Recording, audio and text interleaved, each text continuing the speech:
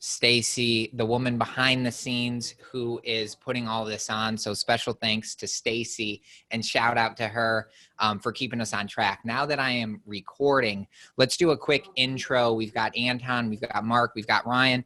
Tell me who you are, what your background is, and what your experience with multifamily investing has been. We'll start the order. The way this will work is Anton will go, Mark, and then we'll go to Ryan. I will field questions and any chats that come up, so I may pause. And then we're going to kind of go through some of these questions to give all of our attendees. We've got a very high participation here in our session, so I'm excited about that. To talk about lending and financing and debt solutions for multifamily properties. So Anton, go ahead and unmute your mic and take us away here. Give us, again, who you are, what you do, and what your experience with multifamily has been.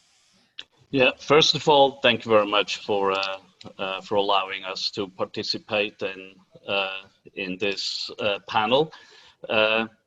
First of all, can you hear me? Yes. Okay, great. So my name is Anton Mattli. I'm the founder and CEO of Peak Multifamily Funding. We are based in Dallas, but as you can hear from my accent, I'm not from East nor West Texas. I'm originally from Switzerland. After graduating, I've been in finance all my life, living in New York, in Tokyo, in Hong Kong, back in Europe, and over the last 15 years, back in the United States. We focus 100% on multifamily financing. We are a multifamily finance broker, so we can go to all the various sources of financing across the country. We lend across the country. Personally, I have been investing in multifamily for roughly 25 years, not in the typical syndication way, but more with family and friends. Great. Anton, thank you and welcome to this, financing panel discussion. I'm tripping up on my words. We'll go over to Mark Vinitsky. Please tell us a little bit about yourself, who you are, what you do, and your experience with multifamily. Okay, Danny, thank you for inviting me here. I'm excited to be here. I'm with Walker & Dunlop. So Walker & Dunlop, for those of you that are not familiar with us, we're a publicly traded commercial finance group, Bethesda-based, but we have offices throughout the country, probably 35 offices at this point. We focus on, and we have one of the largest direct multifamily lending platforms. And that's primarily agency debt, so Fannie Mae, Freddie Mac, and HUD. Aside from that, we do write bridge loans off of our own balance sheet for more transitional deals to kind of feed our agency business. The office that I sit in is in New Jersey, on the East Coast of New Jersey, and we were formerly a mortgage brokerage shop that was acquired by Walker & Dunlop. And we had a very specific niche. We focused on multifamily value-add deals where you needed some sort of creative financing structure. So whether that's building mezz or preferred equity into a deal, or really rolling up our sleeves and getting involved in a more transitional deal. So we focus on that, structuring bridge loans, and obviously we played in the agency space then, but now we're an agency powerhouse. So we do a lot more of that at this point. Excellent. Mark, well, thank you again for joining us. We'll move to Ryan Duff. If you could please tell us about yourself, what you do, and your experience with multifamily. Very cool, Dan. Can you hear me? Yes, sir. Awesome. I apologize. I got some video technical difficulties on my end with the webcam, but we'll try to make it work. We'll roll with it. Yeah. Thank you for being here. Awesome. Well, appreciate it. So much like Mark, Arbor Realty Trust is a direct bridge agency seller servicer. We specialize obviously with Fannie Mae, Freddie Mac, FHA, HUD products. We're doing a lot in the structured space right now. Obviously, the beginning part of this year, I think the trade market was a bit weaker than we've seen in years past. So in order to execute at a high level and obviously deliver our client base with attractive loan products, we've done a lot of creative structuring on the bridge and our balance sheet platforms to be able to get guys the leverage and the terms they need to close business. That's both obviously in the acquisition and the recap refinance space. We are doing a bunch of mezz on construction, which is a unique product of ours right now. We're doing some preferred equity. We do have our intercreditor agreements with both agencies, which allow us obviously to provide a little bit of a different capital slug and climb the capital stack a bit further than a lot of our competitors do. Aside from that, we're doing some ancillary crowdfunding. We started an Arbor Crowd platform a couple years ago, which has gained pretty good momentum in the space. I'd say maybe not quite a leader, but pretty close. We've done probably about 10 or 15 transactions and under that vehicle as well. And we service our own debt too. So, what we're trying to offer our client base is kind of a one-stop shop mentality, where we're coming in. Obviously, we have the perm debt. Obviously, we have the bridge debt. We're getting involved in the equity participation a little bit more as we proceed in I think a lower rate climate, which obviously are making deals a bit more attractive from a yield perspective. And that's kind of us in a nutshell. I mean, we are nationwide lenders. We have offices across the country. I personally am based out of our New York office, formerly a Boston guy, but we're doing business across the country, and obviously have transacted with you guys and several other people, I think, within this network as well. So it's been a pretty good relationship thus far. Well, again, Anton, Mark, and Ryan, thank you again for being here on this panel. I am checking my internet connection here, just confirming that we are not interrupted. Perfect. Things are good. So, again, thank you for being here on this panel. What I think we really need to highlight here for every single attendee who is in room one with us right now, you have at your fingertips here 3 folks who are direct lenders for multifamily properties. So if you're looking at a deal, if you have a deal under contract, if you are expecting to close a deal, refinance a deal, these are 3 people who are ready, willing, and able to help you obtain some of the best financing options that can be placed on a future property or an existing property. And so when you get their contact information, you need to get your pen, paper out, write it down. You can also get it through the Facebook group. Their contact information will be listed there as well. So you can reach out to them to talk to them about financing your properties and projects that you have. So without further ado, gentlemen, I'm throwing you a curveball here on this panel. We're actually going to have a little competition here. So I know each of you are going to be ready for it, but we are going to have a competition and the attendees are going to be able to vote for the winner.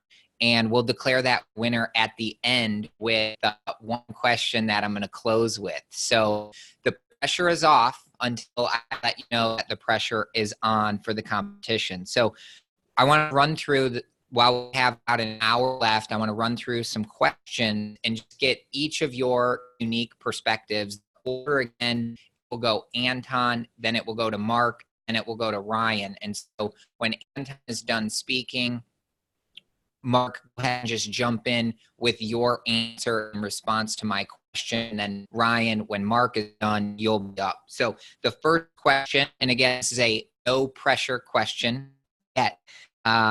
Describe a recent deal that you've closed and how it may have been unique or different to help your client. So Anton, take it away. Sure, happy to talk about that. Maybe if I can refer to 2 that we recently closed. One was with an agency loan, which was a TIC structure that was pretty complicated with a fund involved as one of the TIC members, then a large trust, and then an individual that had a large interest in it. So we had 12 individuals as well as entities that had to be underwritten for that agency loan. So that was a pretty unique structure. But that's not obviously common in the syndication space. What we have done for a syndicator recently that is probably a little bit more unique and not many people have heard about it is we added a so-called PACE financing to an acquisition that required a heavy rehab. That was in Cincinnati. For those of you who do not know what PACE financing stands for, it's for property assessed clean energy. And this is essentially a tax assessment, and it allows, depending on the jurisdiction and depending on the structure of the deal, it allows you to get to 90% plus leverage. So you essentially add that PACE loan on top of the senior loan, which in that particular situation, it helped to reduce the cost for the sponsors tremendously. Initially, they considered to go with a mezz or pref equity structure, which would have resulted in much higher cost for that. With the PACE piece that we could add on top of the senior loan, that the interest rate on that one was in the low 6% range. So they essentially gained at least 2% compared to a pref or an equity, pref or mezz structure. Very good. So interesting deal that I've worked on. I get thrown a lot of interesting deals or deals with very interesting stories. Which I enjoy working on those deals. I feel like they're more of a challenge.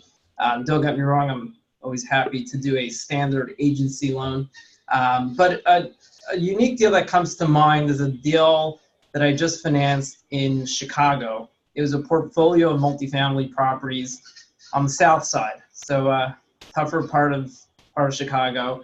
And the story was my client had purchased the asset a couple years back, and he got financing through a reputable bridge lender who was, the project was going along pretty well, and they decided to sell the note to a private money lender, a hard money lender that I would consider a loan-to-own shop. And just in general, when you're dealing with bridge lenders, it's very important to know the reputation of the bridge lender and to speak with someone who's worked with them in the past, because there are loan-to-own shops out there where they'll write you a note and they'll figure out a way to really sort of choke you so that they can take over the property. So on this particular deal, once the private money lender took over, they cut funding on the property. And there was still a lot of wood to chop to get the deal to stabilization. Wow. So yeah, it was pretty intense. So we had to quickly structure a bridge-to-bridge refi, which is always a challenge because the whole purpose of a bridge loan is to take you from a state of a transitional deal to more of a stabilized deal to a stabilized deal, so that you can have a permanent takeout through a bank, through the agencies, so on and so forth. So bridge lenders really don't like refinancing one from an existing bridge loan. So that was, I guess, the first challenge of the deal, was getting lenders comfortable with the bridge-to-bridge refi.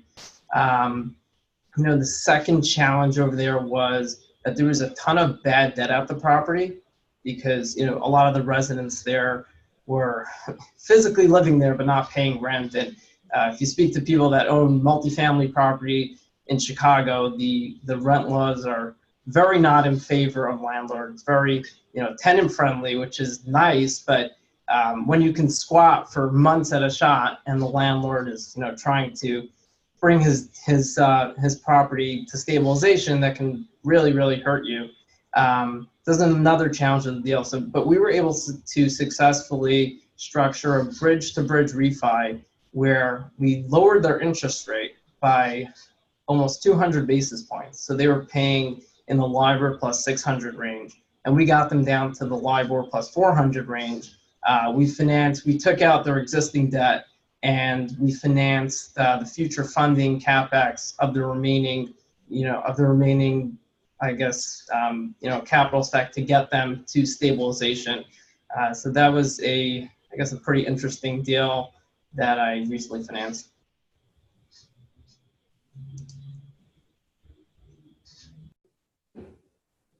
Pretty good. So I think one of the big issues right now that I think a lot of buyers in particular are dealing with is this whole world of the assumption, right? The loan assumption, whether it's Fannie Mae, Freddie Mac, FHA, HUD, what have you in the agency space. But what we're dealing with right now, what we're trying to focus on is absorption of these prepays, these yield maintenance costs that come, associated with a potential payoff loan. I mean, what we're seeing in the rate market right now, we're, with a 10-year hovering around 2%, a 10 or a 12-year fixed loan around 4%, spreads in the 180 to 210 range, depending on leverage and market and everything else. It's almost more attractive for a buyer to potentially come to terms on a price to pay off a loan, eat the prepayment penalty or the yield maintenance penalty in an agreement with the seller. So this particular deal, I actually originated about 1.5 years, 2 years ago. It's down in Forest Park, Georgia, just outside Atlanta. We did an original Fannie Mae loan on the property. It was a 10-year term at the time, so we were about 2 years in when we closed this just earlier this year. The buyer and the seller actually agreed to absorb and eat that prepay. It was pretty significant. Rates a couple of years ago, obviously, were actually probably a bit higher than where they are today. And I think the rate discrepancy was around 80 or 90 basis points.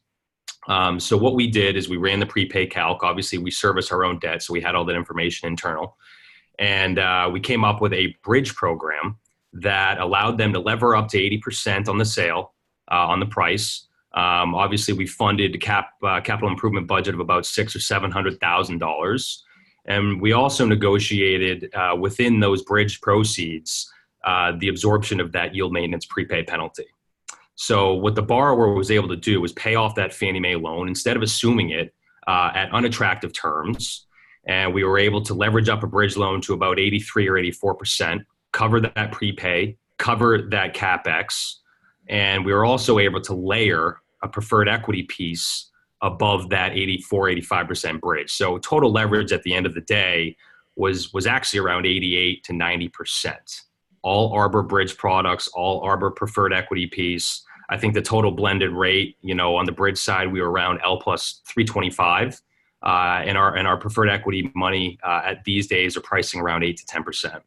So what that does, obviously, it enabled the borrower to retire the in-place debt, get in, improve the property, add value, push rents, do your rehabs, and then they'll come back to me in 12 or 14 months, and obviously we'll retire that bridge and the preferred equity and put a cash out long-term agency product on the deal at the time.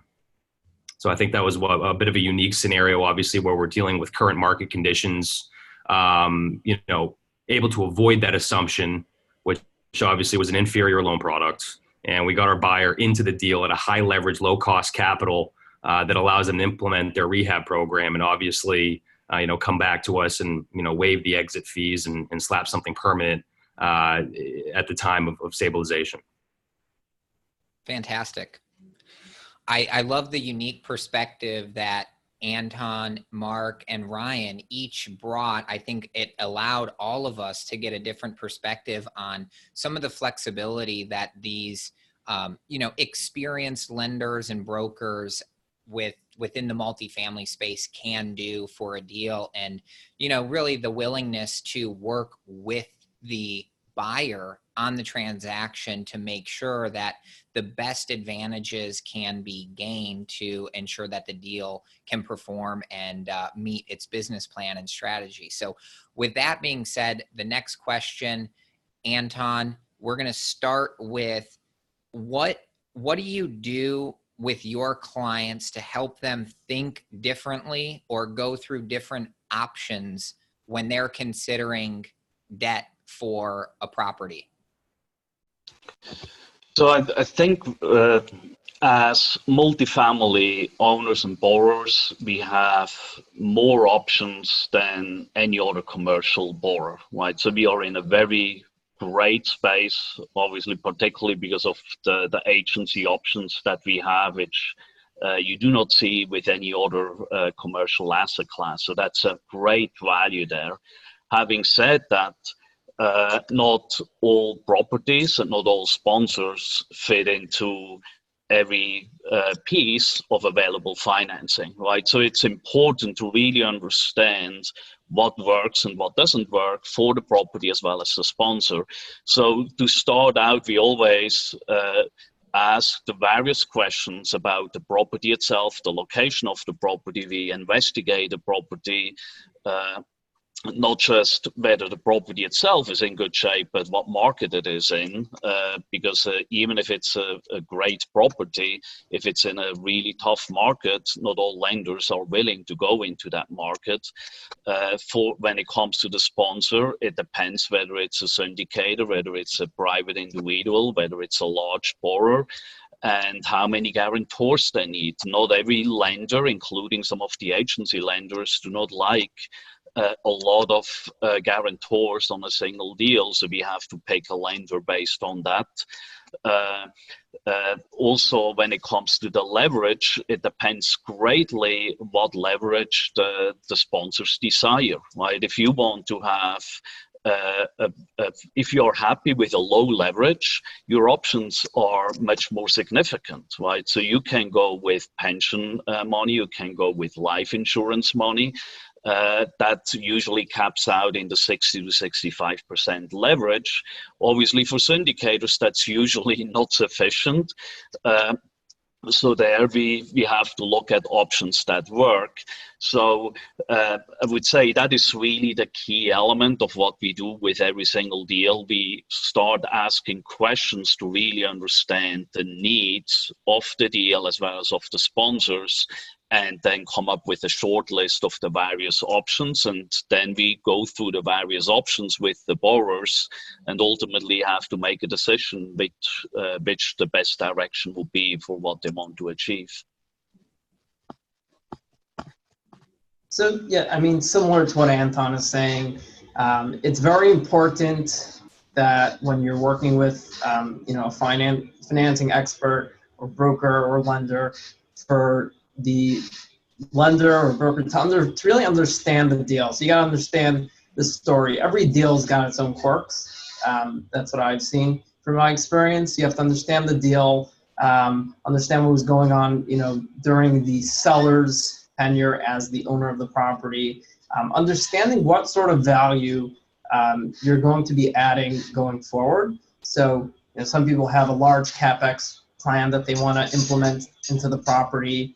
Some people have, just the idea is to stabilize the expenses. Maybe the expenses are out of whack, right? So really understanding that, what their goals are. And then, of course, to understand, what sort of leverage you're looking for. Walker and Dunlop, aside for being an agency lender, we service for over 50 life companies. So we're, when the money is actually lent through the life company, but we're servicing the loan in-house. So if you're looking for a lower leverage request, there are plenty of life companies that can compete with the agencies.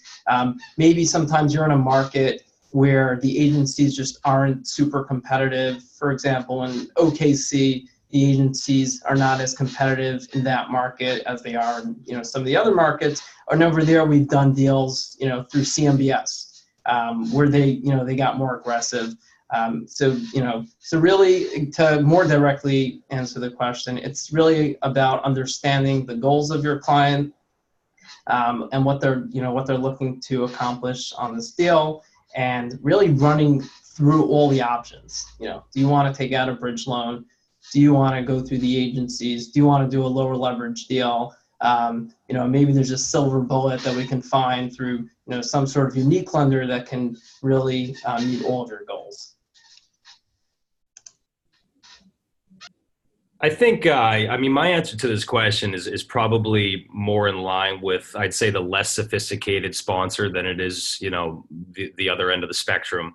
Most guys, obviously, we do business for first-time borrowers. We do business and deals for guys that we've closed 100+ million for. So it really depends on the individuals that you're working with. And, I think my answer to the question kind of lies, with more kind of the first time or the second time sponsorship, and really educating them up early, up front in the deal flow process, right? So, one of the strategies that I try to take is really getting in front of them early. Even before the bid process, a lot of my guys come to me, or people that I meet, they'll send me deal terms, right? Obviously property financials, rent rolls, et cetera. We'll get a deal screened up even before they enter the bid process. And what that does is it offers them options. It kind of gives them an angle into how we look at various markets and various properties across the country, what loan options they're going to have available to them, whether it's agency, Fannie, Freddie, whether, the occupancy or the cash flow isn't quite there and we have to slide it over to my structured group on the bridge side. We try to educate them early upfront in the process of what to expect, not only, from a term perspective, but also the process, the diligence, deal flow, and really how to structure your kind of organizational makeup or the operating, agreement, so to speak, to tailor to the agency requirements, right? There's constant changing, there's constant guide updates with both agency, Fannie and Freddie. So, the requirements from a credit perspective, bless you, the requirements from a credit perspective are different for everybody. And, it's a lot easier to strategize with sponsorship early up front, get them, identify some terms, give them comfort going into the bid process, which enables them, either A, to go in hard, right? If you have a good cash flowing deal and, they seem to have a whisper price that is, beneath 80% from a leverage perspective or above it for that matter, it gives them a good indicator early and a comfort level to go into that bid process, be confident, that, we at Arbor have a product that's going to stand behind them, subject to certain terms and variables playing out. So I think, early and often is kind of the answer to this strategy.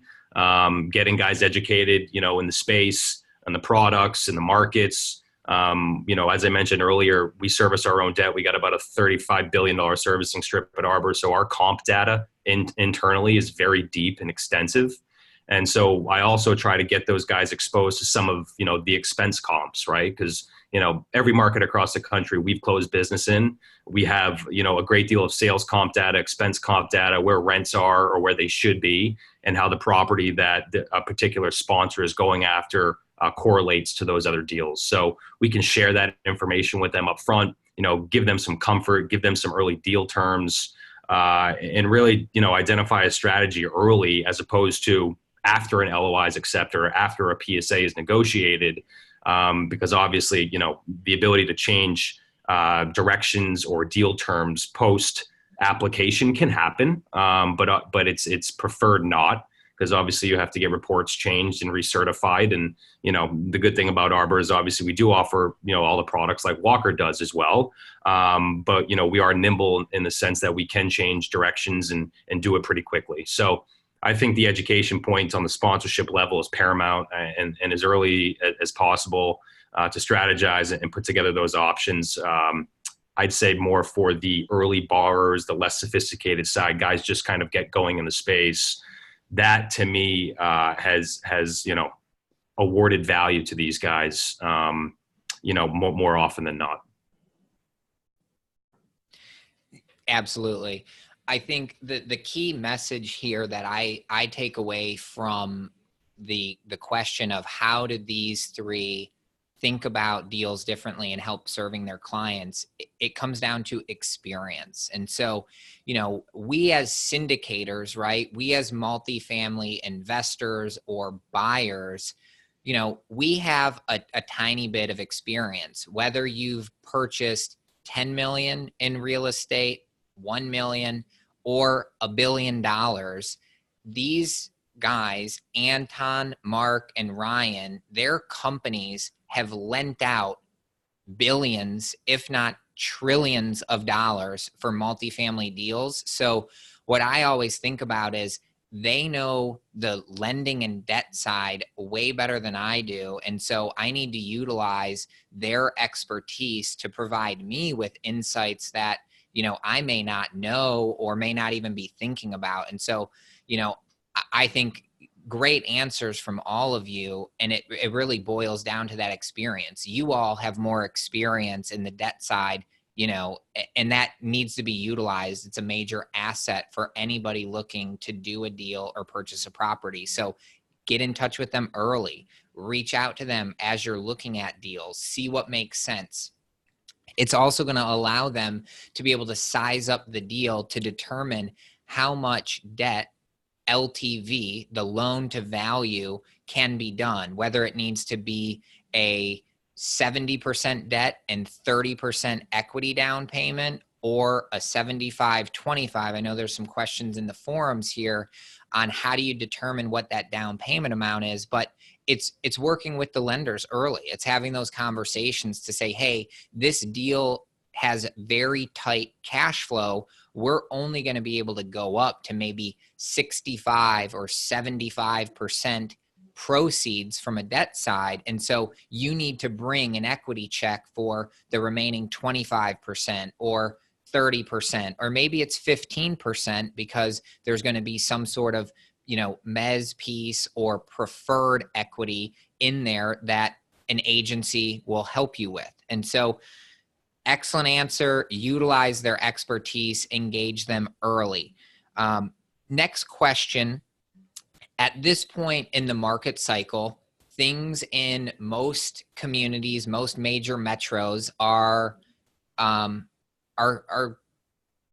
at a pretty high point. It's still fairly good economic conditions out there. And so at this point in the cycle where we're at, we have good economic indicators, low unemployment, good occupancy numbers, pretty good stats. Of course, it's all market specific, pretty good stats out there about occupancy staying reasonably high, having some sort of rent growth as well. So given where we're at, what is your recommendation, and how do you have conversations with your clients about using bridge debt or CMBS or mezzanine debt for any deal that they do? What are some of the coaching feedback that you give your clients if they're saying, hey, we need to get bridge loan with some mezz debt to close this deal to make it work? What kind of coaching feedback do you have when your clients are considering bridge, CMBS, and mezz financing options?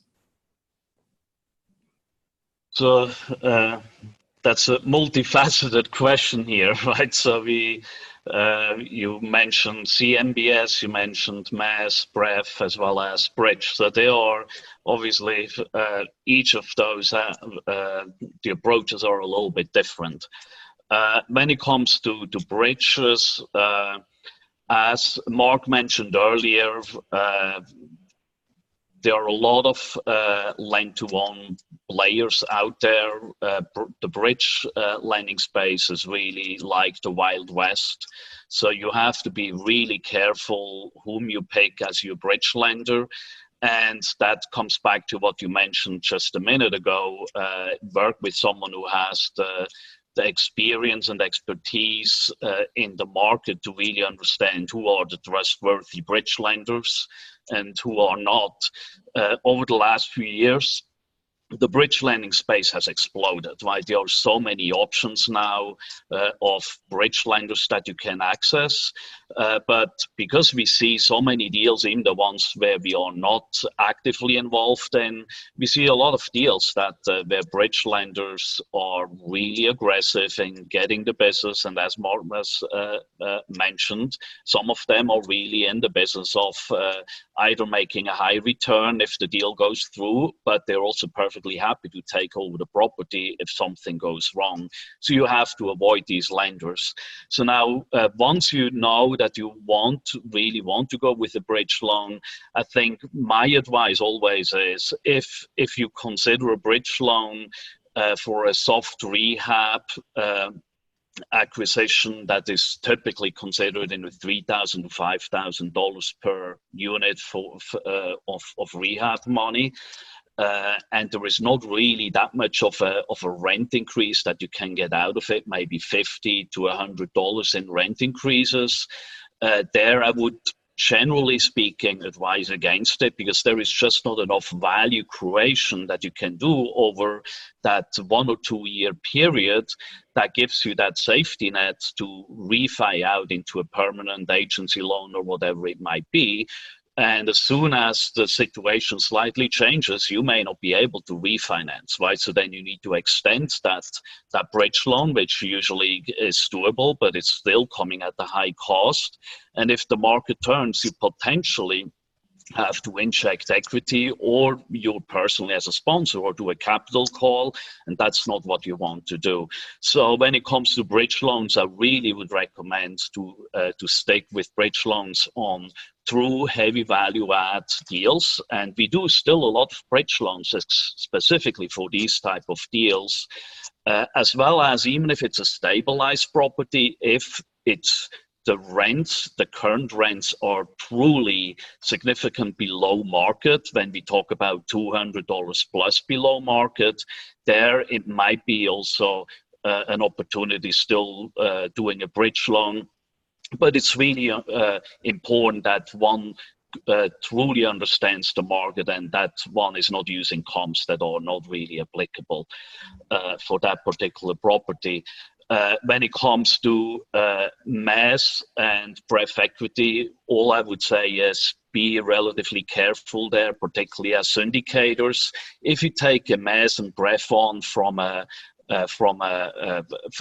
agency lender that is also a part of the capital stack, then I would say that's a little bit of a safer option. If you go with one of the investors who wants to provide a large mass or pref equity piece, then I think it's also okay. Where you really have to be careful is when you go out to equity funds, hedge funds, and so on, and think, oh, let me get some pref equity and mass piece from a party that is otherwise not associated there. I have seen a number of deals where syndicators attempted that, and they didn't go really well with that. So that's, I would say, be careful there. Obviously, you also have to be very comfortable that you can pay all the additional costs that a MES or a BREF comes with, and still being able to generate the returns for your passive investors that are the senior equity stack. When it comes to CMBS, it's obviously very different from a bridge loan, right? It's more, we usually put a multifamily loan into a CMBS loan when someone wants to have a long-term non-recourse loan, and somehow the property and or the sponsors do not qualify for an agency loan, right? In the ideal world, you certainly should go with an agency loan rather than a CMBS loan. First of all, if you want to sell and someone wants to assume that loan, it's much more painful to assume a CMBS loan than an agency loan. But also, even when you originate that loan, it's not as wild of a Wild West as bridge loans, but it's still, you have a lot of originators out there that are not really knowing that well what they are doing. They always go to so-called B-piece buyers that ultimately take the first risk. And we have seen a number of situations where we also have rescue deals where someone went with a CMBS loan where they promised the world, and ultimately at the last minute, just a week before closing, the B-piece buyer that was supposed to fund that deal and agree to that deal pulled back and said, we are not doing it, or we're doing it at the much lower leverage. And that is a much higher risk with CMBS loans because you're dependent on the so-called B-piece buyers. So it's something that I would only recommend when one really understands the risk associated with it, and when an agency loan is not really doable. So I'll try to answer that question with, I guess, one overall answer, and then I'll perhaps go into some detail on the specifics. But I think the common theme is that you want to avoid over leveraging on your financing, and the way to determine really if you're over leveraging or not is obviously in your underwriting. And I always tell my clients there's lender underwriting and then there's equity underwriting. right? The job of a lender or financing expert is to underwrite the deal as aggressively as possible and, you know, get your client the best possible deal, the most leverage, the most IO, you know, obviously, you know, the longest term if that's the case. But the job of a sponsor is to take the quote that you receive from your financing, you know, advisor and go ahead and plug that into your own model and make sure that even though you're able to achieve the super high leverage loan, make sure that'll work. You have to stress test that with your exit. So if you want to exit the deal in 3 or 5 years, you have to run your numbers and say, you know, maybe the market takes a turn. Maybe my property's not going to be worth as much. Maybe cap rates go up, and, you know, see if that works with the debt options that you were presented. So I think the common theme, whether it's mezz, whether it's bridge, and CMBS, I just really look at as another vehicle, you know, similar to what Anton was saying. It's really another vehicle aside for the agencies that offer, you know, fixed rate, long-term financing that, and it's got its own quirks. Like Anton mentioned, the assumption process is tough. The servicing can be a nightmare for anyone that's had experience with that. So it's really just another vehicle, but the common theme is, you know, over leveraging to a point where you haven't stress test the deal enough can be very dangerous and can come to bite you when you're trying to exit your loan, whether it's to sell or whether it's to refi. You know, a little bit more specific in terms of bridge loans, I don't necessarily view a bridge loan as risky, as a risky vehicle to finance your deal, as long as, like I mentioned, as long as you're stress testing your exit and making sure that you can refinance at the level that the bridge loan is offering to you. I mean, at this point, there are, you know, I mentioned before, there are a ton of bridge lenders out there, and there is a very large space where bridge lenders lend between, I would say, $5 million and up, loans $5 million and up, and there's just a lot of competition. And what that's created is obviously, you know, in a competitive environment, rates are pretty low. Like, you can finance a deal, a $5 million bridge loan, all day at 80% loan to cost, assuming that there's some decent, you know, some decent cash flow going in. You can finance that in the, you know, L275 to L375 world, you know, depending on property specifics, which can be very attractive because, you know, one of the huge advantages of a bridge loan is you go in and you're financing about 80% of your purchase price up front. So for syndicators, that's very attractive. And then the bridge lender is funding all the CapEx dollars. So you don't need to raise that from equity. Now, obviously, there are, you know, challenges with the bridge lender funding the CapEx, such as the fact that there is a draw process. So it's similar to a construction loan where you'll draw down your funds as opposed to you just having the equity sitting in your bank account and, you know, paying the contractor outright. But having said that, if you're willing to go through that process, that can really help you, especially on, you know, some of your earlier deals where, you know, the equity raise is a little bit tougher. You know, that can really help you fund your deal. And again, mezz financing, just going into specifics, mezz financing, I think it's the same common theme. You know, you want to make sure that you're not over leveraging, and just make sure you stress test your underwriting really, really well. But in general, you know, there are deals that are a better fit for a bridge loan, you know, where there's a ton of upside, whereas some deals, you know, there's just a little bit of upside. And with rates right now, the 10-year treasury hovering around 2%, you know, you can lock in 10-year financing with Fannie or Freddie or even CMBS if you have to, you know, sub 4%. We just put out a term sheet at 3.8% on an 80% levered deal with 5 years of IO, which is very, very attractive.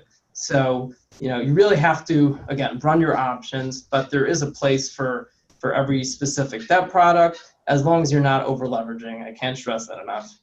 Yeah, and Mark, one quick point I wanted to add to that from a sponsor or syndicator perspective that you highlighted, when lenders are pushing proceeds and maximizing leverage, what sponsors and syndicators need to look at in their underwriting as well is that sensitivity analysis. So when you're saying stress testing the deal from an exit perspective, I also think it's really important as you increase leverage, that's going to have your equity return increase as well, because theoretically your debt financing is going to be less expensive than what you pay your equity partners. And so while you leverage up and you borrow more at a cheaper cost to the project than equity partners, so your equity return will go up, but your sensitivity throughout the deal is going to go,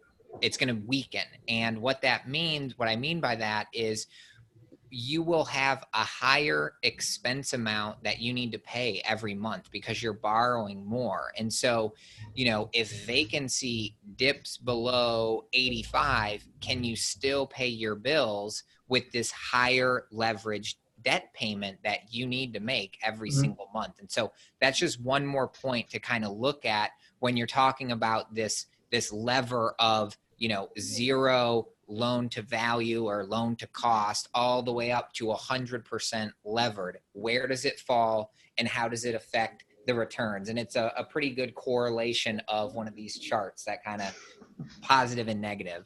Yeah, Danny, that's a great point, because obviously everyone has a business plan and everything looks great on an Excel sheet. You know, you see the numbers trending up and you see the occupancy going up because, you know, that's what your Excel sheet is telling you.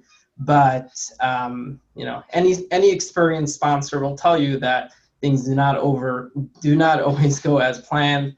And yeah, you have to definitely take that into account when you're financing your deal. Absolutely. Certainly.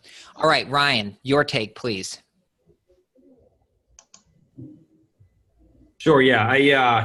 Mark, actually, you brought up a good point, and I just kind of wanted to revert back to that before I get to your question, Danny. I mean, this notion, this idea of lender sizing versus equity sizing, right? So, you know, what we do as lenders is we obviously we take your financial information on the property. We do everything within our power to deliver you guys the best possible terms. And what I mean by that is obviously by pushing proceeds, right? Everybody likes leverage on acquisitions, but obviously because it tightens up their equity raise.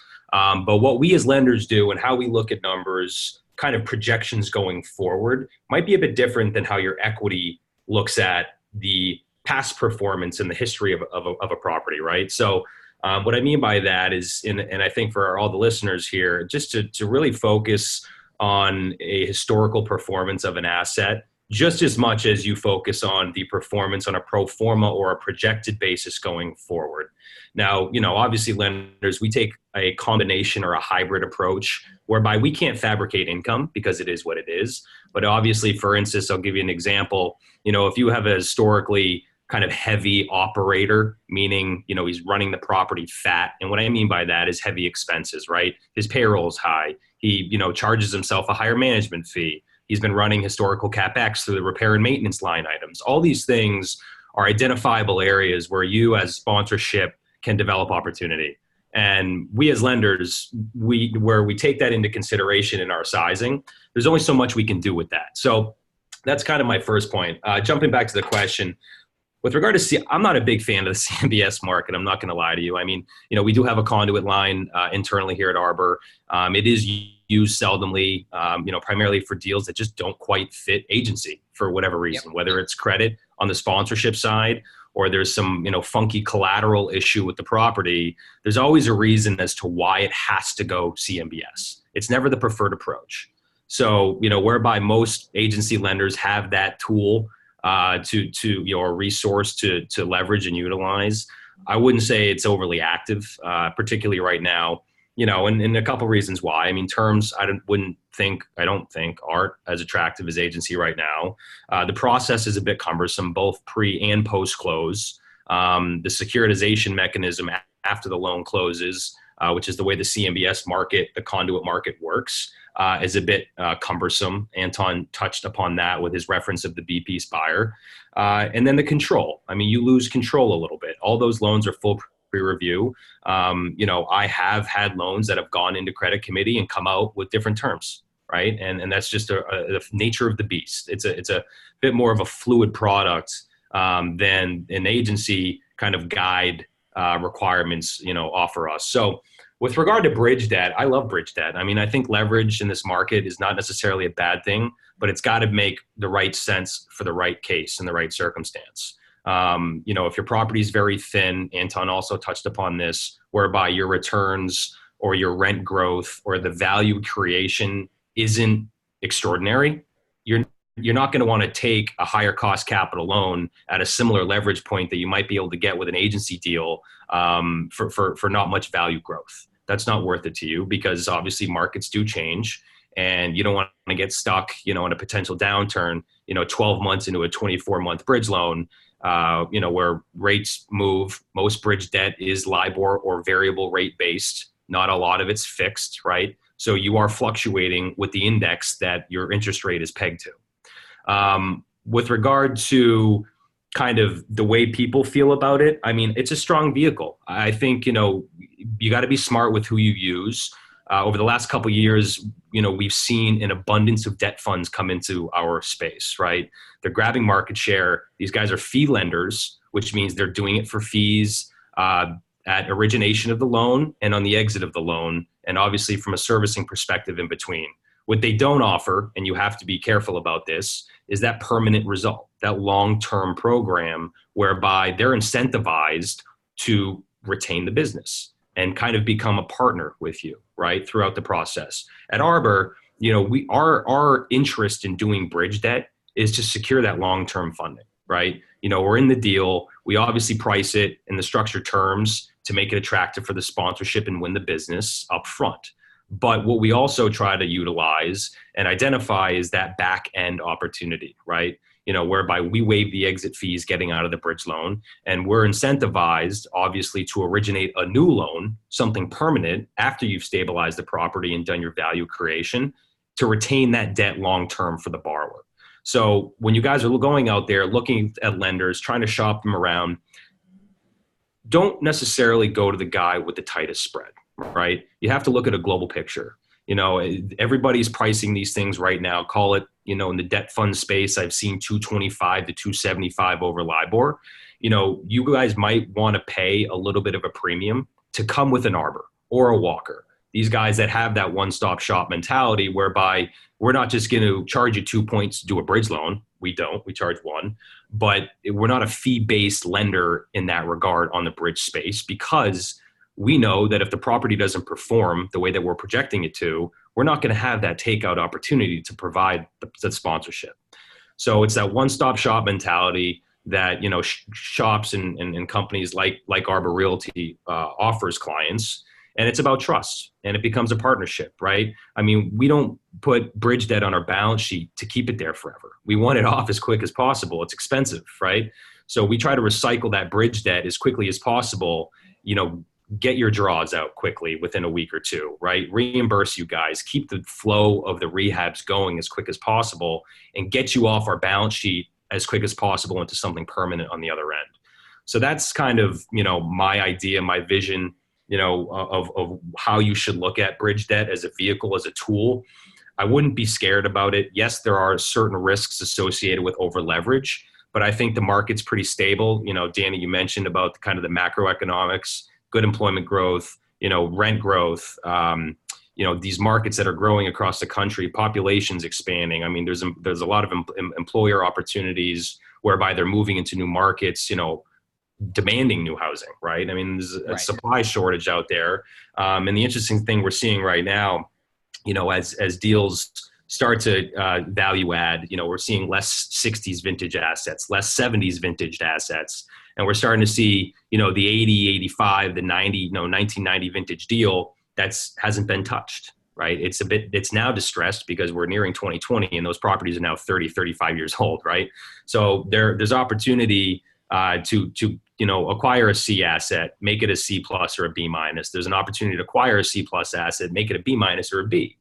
And all of those deals, that creation, a perfect tool, a perfect vehicle for that opportunity is bridge debt. So I'm a big proponent of it. At Arbor, we probably do about 2 or 3 billion of this product placement a year, strictly in the multifamily space. We do single families as well on a portfolio basis, but 99.9% of our bridge platform is geared towards value add multifamily product. And obviously the goal, as I mentioned, is kind of offering that one-stop shop opportunity whereby you're coming in, you're getting an attractive vehicle up front, you're partnering with us, and we're sticking with you until we refinance that bridge into a permanent capital solution for the long term at a low cost for the sponsorship. Excellent. Well, I want to just do a time check. We have approximately 17 minutes left. And with that, while I'm teeing us up for the next kind of set of questions, Mark, Anton, Ryan, can you please type your best contact information into the chat box so all of the attendees can get it from there, and just when you chat to all panelists and attendees. Hopefully that's an option. Another question came in. What's a great book to learning about multifamily and financing? This is a great book. It's written by Joe Fairless and Theo Hicks. It runs through the entire sponsorship forum. Financing is its own dedicated chapter. So it talks about the pros and cons of each of those areas. I'm going to get their contact information. Ryan, I didn't see your email. If you can just type your email, and Mark as well, do it to all panelists and attendees, and I'll get it in there.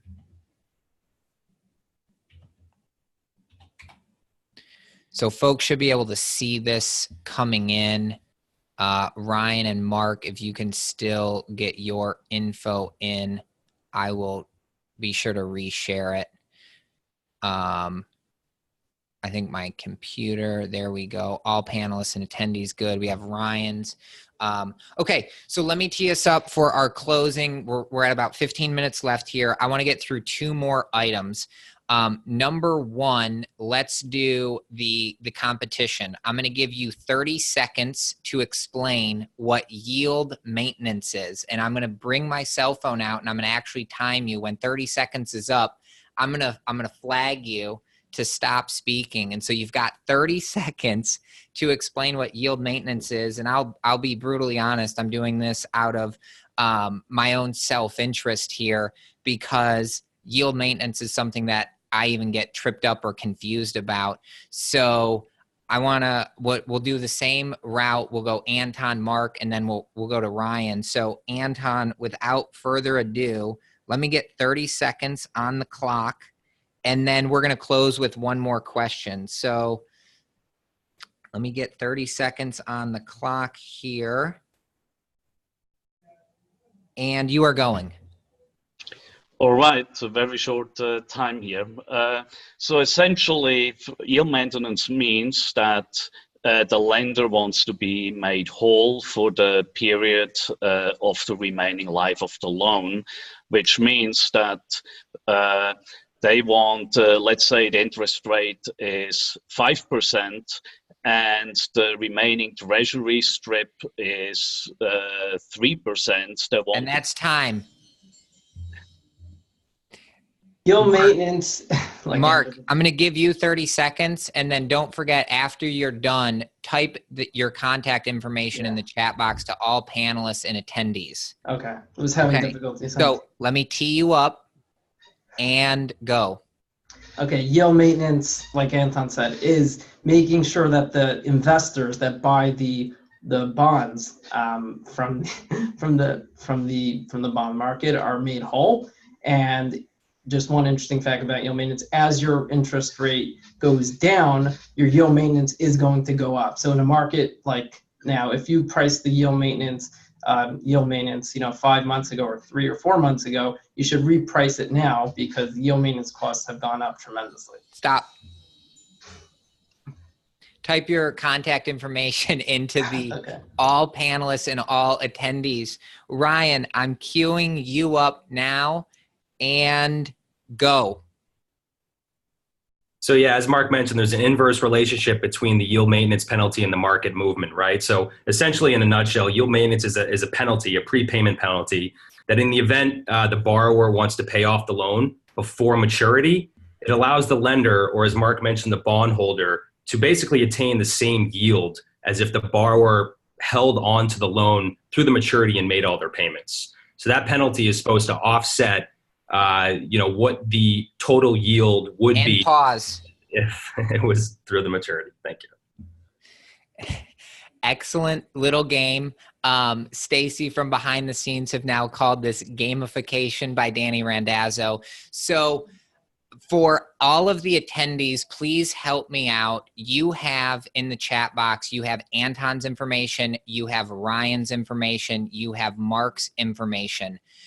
For those of you attending, please chat to me. Let me know who you think explained it the best.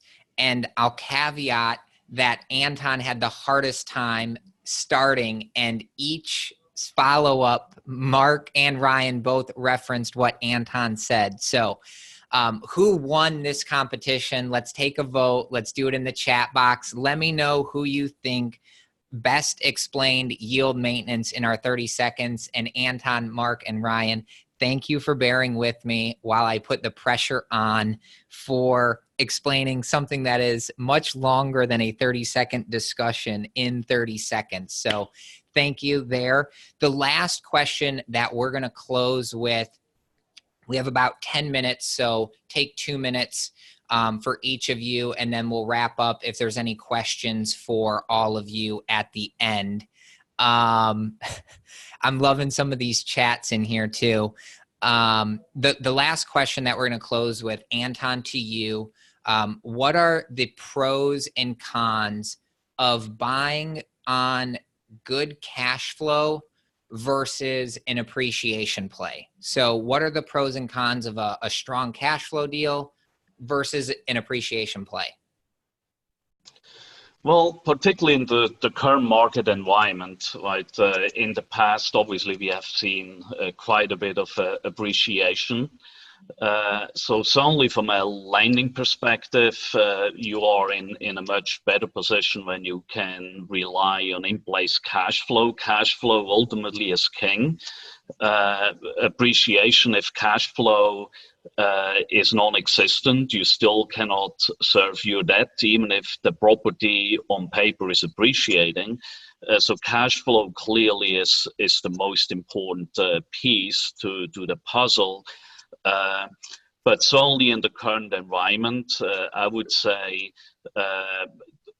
that's one of the reasons why we now see more and more investors also going into secondary and tertiary markets, because these are the only markets where you still, for what you pay for the property, your cash on cash return and the cash flow to service your debt often is much better than in markets that there is much more of an appreciation play. Obviously, California, New York City, Washington, Chicago are the most extreme cases. But it's only important to understand that as you go into these high appreciation markets, that you need to consider to go in with a lower leverage so that you can tolerate a lower debt service coverage, with the hope that the property ultimately will appreciate, right? One other thing I still would like to caution is, obviously a lot of investors now go into the secondary and tertiary markets. You have to still think about what is going to happen a few years down the road when the market will soften and will turn. Until a few years ago, no one wanted to buy properties in some of these markets. Now everyone is rushing into them. So you have to consider, when you go into one of these markets, whether you will have a sufficiently large buyer pool when you want to exit from that deal. You may be able to refinance, but it might be much harder to sell the property at that point. So I would say, again, as a summary, be careful when you look at cash flow plays, whether they really make sense in the long term, and not just because you want to have better cash flow now. Yeah. Great. And one question that came in, what do we mean by secondary and tertiary market? So a secondary market is a smaller metro. It would probably be like a Cincinnati, Ohio, potentially. The lenders will be better able to, explain that in an offline conversation. A tertiary market would be a very small rural area with maybe a very small population. I can't even think of a tertiary city off the top of my head, but it's just a small rural community. So Mark, question to you, pros and cons, cash flow versus appreciation. So when you're buying in a appreciation, in a market where you're focused on appreciation, like in New York, you're really buying for the long term. And when I say long term, you're buying for 10 or maybe even 20 or 50 years, to pass that property down to your kids and grandkids. And the reason is, like Anton mentioned, is because the cash flow, obviously it's appreciation versus cash flow. The cash flow just isn't at the same level as in some of the, emerging markets in the Southeast, right? Your cash flow is going to be a lot less. Having said that, some people view it as a safer bet. For example, like I mentioned, New York, New York real estate obviously just went through a tremendous, situation with the rent laws that are in place. However, people that are buying real estate in New York now and are going to hold on to it for 20 years, their property is going to be worth significantly more as compared to other markets in the country when you reach that, the 20 or 50-year period. So to say that quickly, to summarize that, appreciation markets are for the very long term, and you don't want to over leverage. And typically you can't even achieve a high leverage point because of your debt service coverage ratio. So even if you're at a 125 debt service coverage ratio, in New York, a lot of times that only translates into 55 or maybe 65% loan to value. Whereas cash flow is for investors that, they're investing for now, they're investing for the next 5 years and 10 years. And you could hold on to your property for 30 years and reap the cash flow and the appreciation. However, your appreciation is not going to be nearly as much as it is in primary markets.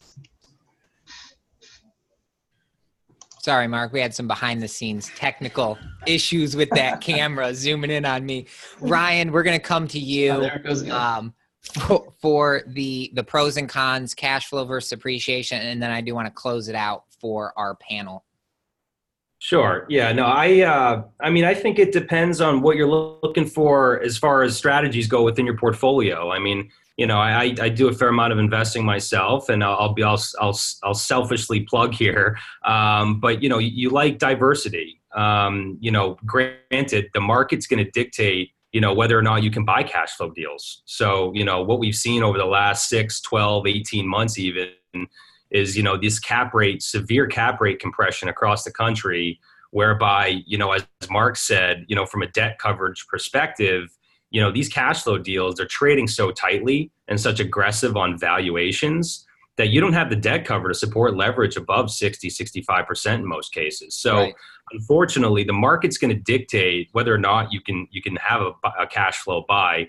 On the appreciation side, listen, it comes down to, again, what the metrics, what the return profiles, what your equity is expecting to, obviously if you have patient equity coming into a deal where guys, whether it's a 1031, they're flipping out, of something previous, or whether, they're drawing from their, retirement accounts, a lot of these guys can be a bit more patient. And if that's the case, that's going to dictate, kind of which group, cash flow or appreciation, you're going to go into. I think they're one and the same sometimes as well. You can have cash flow deals that are in growth markets, these secondary, tertiary markets across the country. Dallas, I guess, is now considered a top market in most cases. But, these, Greenville, Spartanburg, Danny, where you guys are in Charleston. A couple of years ago, 4 or 5 years ago, that was an appreciation market. And right. Now, you're getting opportunities in there where their cash flows are few and further between. But, there's these long-term ownership deals that have been in families that have appreciated over decades. And now these guys are selling. But for instance, those deals, maybe they're not pushing rents, or maybe there's a big CapEx play to come into, right? So In that case, you can come into a high occupied situation, north of 90, 95%. But I think the higher the occupancy in some cases are because rents are too low. So Right. you're going to have a cash flow play in that instance, but you're also going to have a value creation or an appreciation play there too. So I think they can be linked together. I think going forward, I think the market's going to dictate, where cap rates go. Obviously, I think rent growth is pretty stable in most markets across the country. So I think, the answer, the crust of it is just, whatever your portfolio is, keep it diversified, have a little bit of each, have some value creation deal or an appreciation deals, have some cash flow plays. Coupon clippers are great. Everybody likes that 8, 10, plus percent return. And I think it, the second part of that equation is what your equity is looking for. How patient are they? Do they want to get out in 12 to 36 months, or do they want to sit for 10, 15 years? Excellent. And with that,